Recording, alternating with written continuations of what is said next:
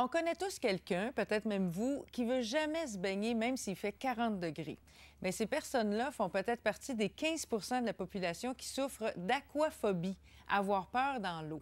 Élise Godette, bonjour. Vous avez fondé une école pour venir en aide aux aquaphobes. À quoi on les reconnaît, les aquaphobes? Bien, les aquaphobes vont peut-être se reconnaître dans ce que je dis.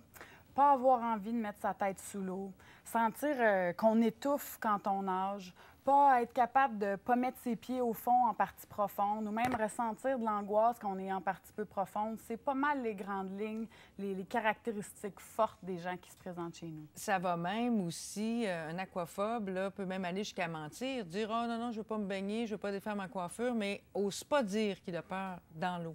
Bien, effectivement, en France, à Montréal, au Québec, c'est un état d'être qui est très tabou. Pourquoi donc? Parce que tout le monde dit c'est donc bien facile de nager. Puis ceux qui sont à l'aise ressentent tellement de bien-être puis de plaisir qu'ils ne peuvent pas concevoir qu'il y a des gens qui ne ressentent pas ce bien-être-là. Alors, au lieu de subir de la pression puis de dire ben oui, c'est facile, viens, je vais te montrer, bien, les gens simplement se trouvent des défaites qui leur conviennent généralement. Et vous aviez envie que tout le monde puisse connaître ce bien-être-là, d'être dans l'eau. Alors, vous avez fondé une école et vous avez dû pour ça aller faire des petites recherches un peu partout en Europe. Fait, après 10 ans de travail dans le métier, dans les programmes traditionnels, je me suis dit, je vais me spécialiser, je vais aller à l'école pour apprendre aux adultes comment être à l'aise. Puis en cherchant, je me suis rendu compte qu'au Québec, il n'y avait pas rien de plus. J'avais les diplômes qui étaient les plus haut gradués. Quand j'ai fait des recherches sur la toile, et etc., je me suis rendu compte qu'en France, dans plusieurs pays, il y avait des écoles qui étaient implantées depuis plus de 25 ans et qui traitaient l'aquaphobie, la peur dans l'eau. Donc, j'ai fait mon sac, puis je suis allée les rencontrer. Ça fait déjà 5 ans.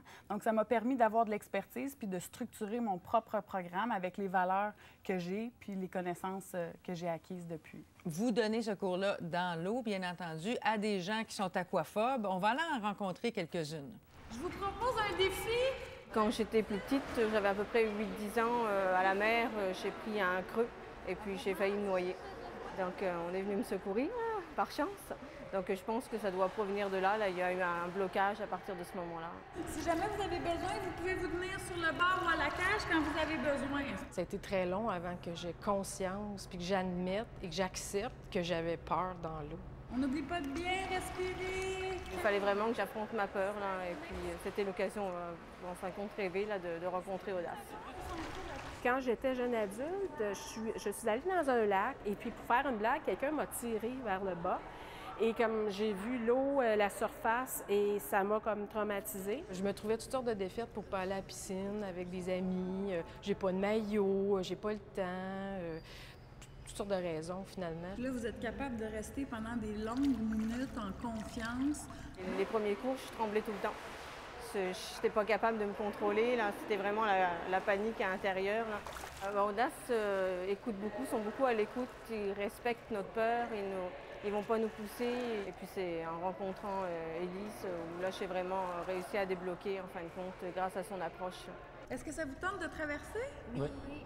Il faut y aller progressivement, puis qu'une fois qu'on a réussi à passer par-dessus les premières heures, on découvre un grand plaisir, un grand bonheur. Le fait de savoir nager, là, ça fait pas longtemps, là. Ça fait à peu près 2-3 semaines, mais c'est un grand défi et puis vraiment quelque chose, une grosse victoire là, que j'ai réussi à faire. Élise, à chaque fois que vous voyez les progrès chez vos élèves, là, vous en êtes très émue. Bien, c'est toujours une grande émotion de pouvoir les accompagner, mais c'est principalement de leur fierté que je suis fière. Et ces gens-là arrivent à votre cours dans quel état, psychologiquement? Quand les gens arrivent et se présentent au niveau 1, je suis toujours là pour les accueillir plusieurs minutes avant le début des cours parce qu'on les sent fébriles, ils ont des frissons, ils tremblent, ils ont mal au ventre. Donc, on sent que ça leur demande émotivement une grande force, mais ce qui les habite le plus, c'est le désir d'être bien dans l'eau. Et est-ce qu'ils ont à se fixer des objectifs? Comment ça fonctionne? Ah, ça, c'est le grand défi du premier cours. Au premier cours, là, généralement, là, ils se mettent des défis tellement hauts qu'on se dit, bon, bien, l'équipe de travail, notre rôle, c'est vraiment de les aider à se fixer des objectifs ou diviser leur objectif pour être capable Petit de pas les par atteindre. petit pas. Quand vous dites Exactement des ça. objectifs tellement hauts, comme quoi, par exemple? Bien, nager en partie profonde. Pour moi, pour vous, peut-être, pour les gens qui nous écoutent, nager en partie profonde, c'est facile, mais il y a tellement d'étapes avant de se sentir en sécurité. Puis c'est pas parce qu'on nage en partie profonde qu'on se sent en sécurité en partie profonde. Puis la C'est première vraiment étape ça. à franchir pour se sentir en sécurité dans l'eau, elle consiste à quoi? Bien, c'est sûr que se trouver des gens pour nous accompagner dans une démarche, peu importe on est où, c'est important pour nous aider à assurer la sécurité. Mais après ça, il faut explorer le sous l'eau. Souvent, les gens, ils ont peur, ils se sentent attirés vers le fond. Vraiment, ils ont l'impression que quelqu'un veut les attirer. Des fois, ça crée des grosses angoisses. Mais un coup qu'on règle ça, qu'on est capable, qu'on sait comment contrôler sa respiration, aller sous Vous venez l'eau. de dire le mot respiration, c'est une partie importante, ça, du processus, hein? Bien, quand on a compris ça, ça aide. Puis dans toutes les activités sportives qu'on fait, on peut respirer librement. Mais la natation nous amène vraiment à prendre conscience qu'on respire. C'est drôle à dire, mais c'est ça. Au-delà du cours et de l'accompagnement, il y a tout un accompagnement psychologique que vous devez faire. Et ça, est-ce que c'est difficile?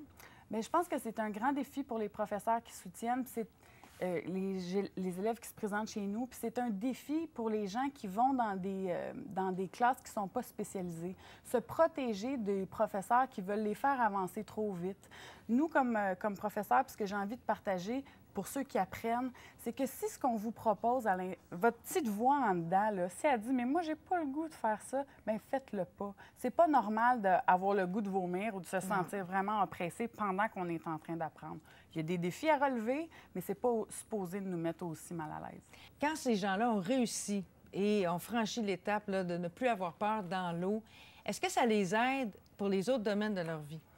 J'aimerais ça apporter une nuance parce que c'est possible que les gens aient peur dans l'eau, par exemple, encore en partie profonde, mais pas profonde. Donc, ça se nuance, le confort.